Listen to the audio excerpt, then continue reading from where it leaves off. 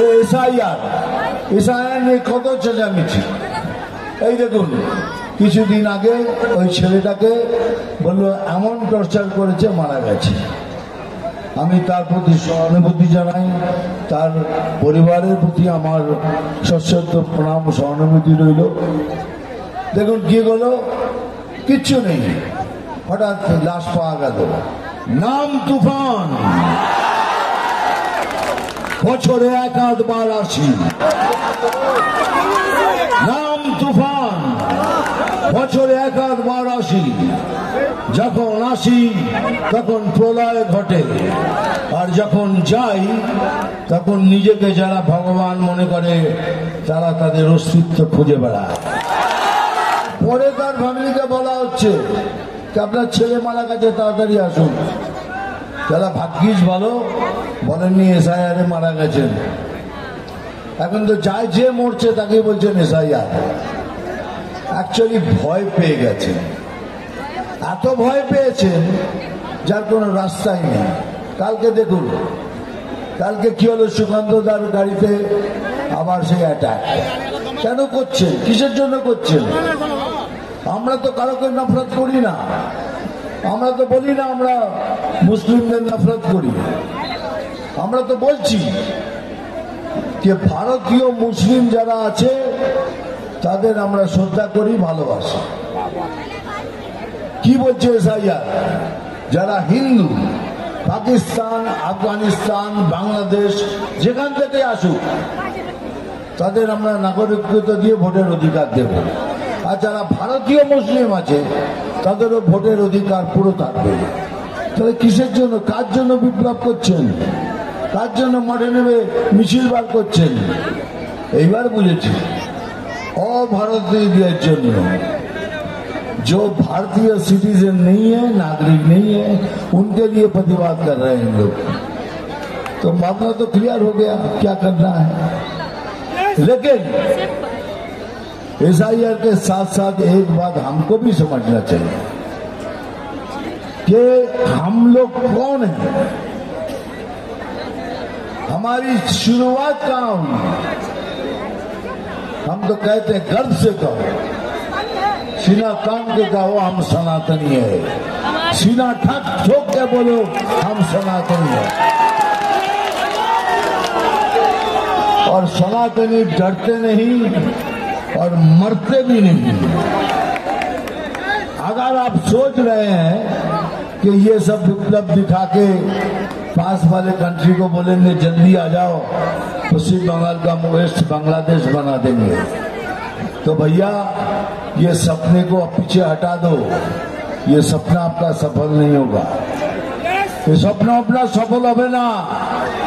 কেননা এখনো ভারতবর্ষের বুকে এখনো ভারতীয় মুসলিম আছে, আমাদের বাঙালি ভাইরা আছে, লক্ষ লক্ষ লোক শহীদ হওয়ার জন্য তৈরি আছে, কিন্তু সেই স্বপ্ন আপনার সফল হবে না। তাহলে কিসের জন্য, কেন এত বিপ্লব করছেন? অভারতীয়দের জন্য করুন, কিন্তু এসআইআর হচ্ছে, হবে, সেই ভয়। আরে ক্যা চশমা খুলুন, চশমা খুলুন, যেখানেই যাব সেখানে চশমার পেছনে পড়ে যায়।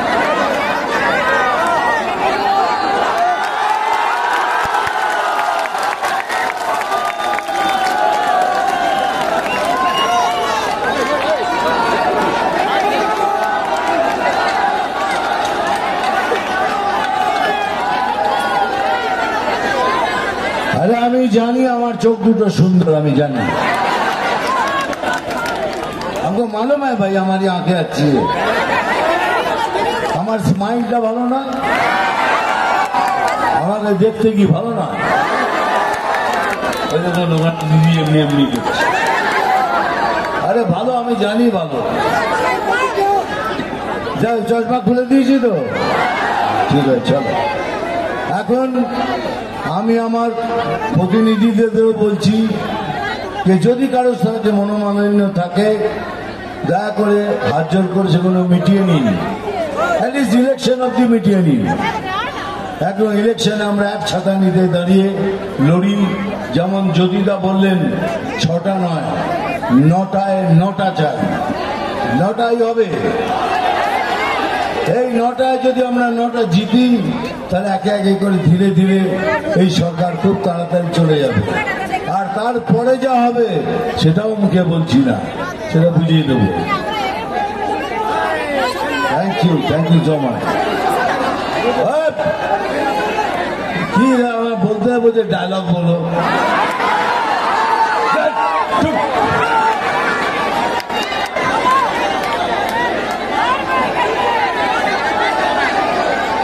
শোন, একটা জিনিস মনে রাখবেন আপনারা সবাই, এই তৃণমূল পার্টি পুরো ফর্মের নাম জানেন? তৃণমূল কংগ্রেস নয়, trader manufacturing company. Trader, T for trader, M for manufacturing, C for company. Trader তৈরি করে এরা, এরা জঘন্যতা তৈরি করে, এরা সন্ত্রাস তৈরি করে। এদের কাছে আর কিছু নেই, কাউকে কিচ্ছু দেবার নেই, খালি এই আছে, খালি সন্ত্রাস। এই জন্য বলছি এবার তৈরি থাকুন, সবাই মিলে একসাথে মাঠে নেবে, একসাথে নিচে আমি আপনি আপনারা সবাই একসাথে মিলে লড়বো, তো আমরা জিতবো, তো নিশ্চয় জিতবো। আর এটাও বললাম, এবারে তৃণমূলের যাবার সময় হয়ে গেছে। আরে ডায়লগ করে যাচ্ছে।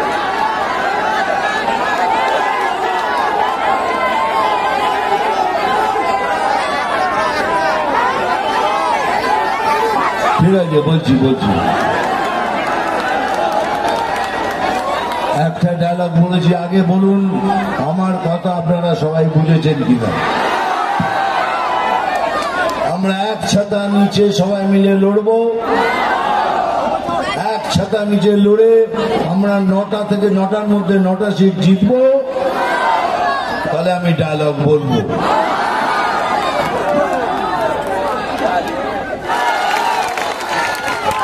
জয় হিন্দ, বন্দে মাতরম। Thank you very much.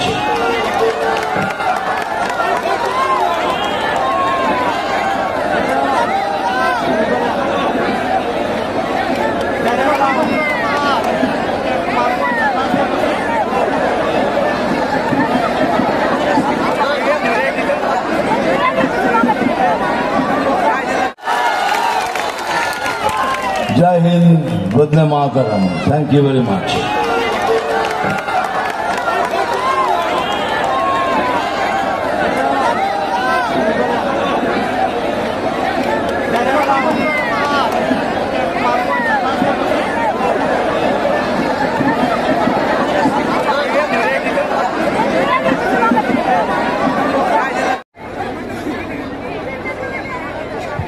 ভারতীয় জনতা পার্টির আজকের এই পথসভা বলবো না জনসভা বলবো বুঝে উঠতে পারছি না, কারণ যেদিকেই তাকাই সেদিকেই দেখছি জনসমুদ্র। দেখেছিল পথসভা আর সেখানে হয়ে গেছে জনসভা। এমন একটা অবস্থা যার জন্য আপনাদের সবাইকে আমি ধন্যবাদ জানাই। আর এই সভাতে উপস্থিত পশ্চিম বাংলার সবচেয়ে লোকপ্রিয় চিত্রশিল্পী, চিত্র তারকা এবং বাংলার আজকের দিনে সবচেয়ে বড় বাঙালি আর সবচেয়ে বড় বাঙালি ব্যক্তিত্বের নাম মিঠুন চক্রবর্তী। মঞ্চে উপস্থিত আপনাদের অত্যন্ত প্রিয় দুবারের সাংসদ যতীন্ময় সিং মাহাতো, মঞ্চে উপস্থিত আপনাদেরই জেলার সভাপতি শঙ্কর মাহাতো, প্রাক্তন জেলা সভাপতি বিদ্যাসাগর চক্রবর্তী, বিজয় রমলা এবং অন্যান্য বিভিন্ন বিশিষ্ট নেতৃবৃন্দ, বিভিন্ন ক্ষেত্র থেকে আসা পুরুলিয়ার এমএলএগণ। সময় অভাবে আমি সবার নাম উচ্চারণ করতে পারছি না, তার কারণ আমি জানি আপনারা সবাই মিঠুন দাকে শুনতে এসছেন, আমিও মিঠুন দাকেই শুনতে চাই। সেই কারণের জন্য খুব সংক্ষিপ্তভাবে কয়েকটি কথা আমি আপনাদের বলতে চাই। এই বয়সেও মিঠুন দা যেরকম কর্মক্ষম, সারা বাংলা যেভাবে চরকির মতো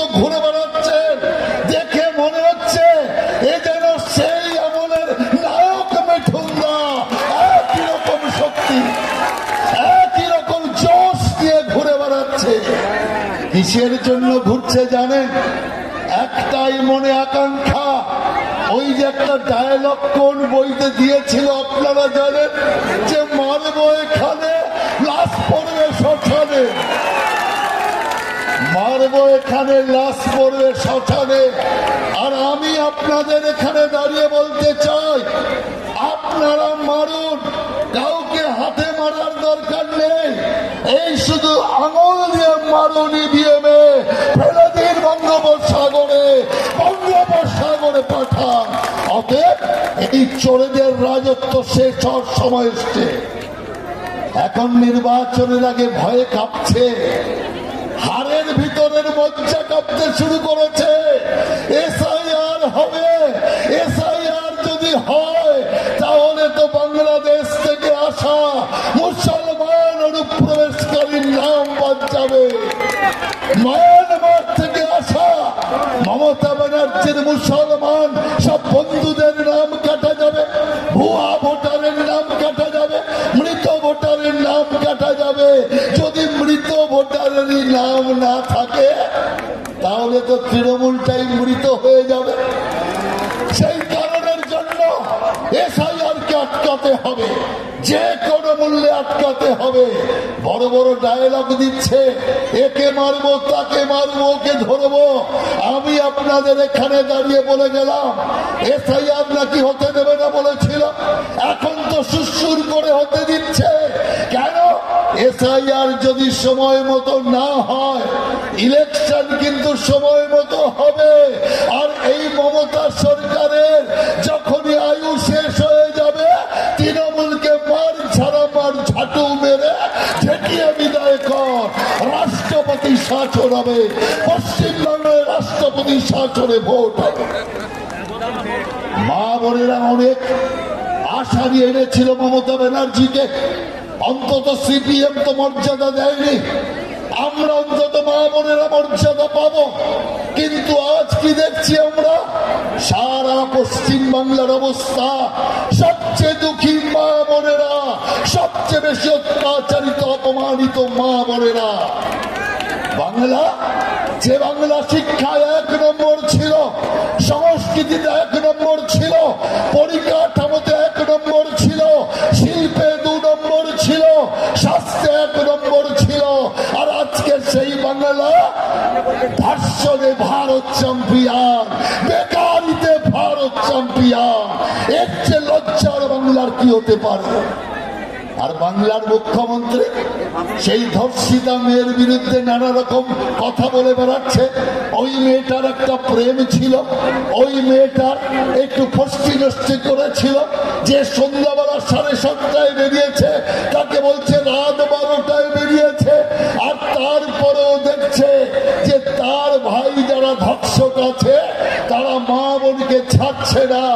তখন বেকায়দায় পড়ে বলছে, হে বাংলার মা বোনেরা, আমি মমতা ব্যানার্জি বলছি, যদি আপনার উপর ধর্ষণ হয় চিন্তার কোনো কারণ নেই।